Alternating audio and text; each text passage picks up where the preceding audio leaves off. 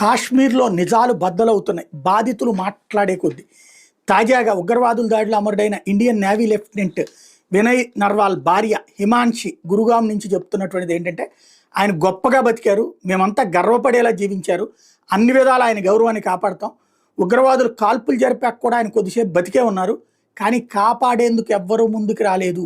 ఇది ప్రధానమైన నిజం. అక్కడ అందరూ సహకరించారని చెప్తున్నారు కదా, అక్కడ సహకరించిన వాళ్ళు ఉన్నారు, మోసం చేసిన వాళ్ళు ఉన్నారు.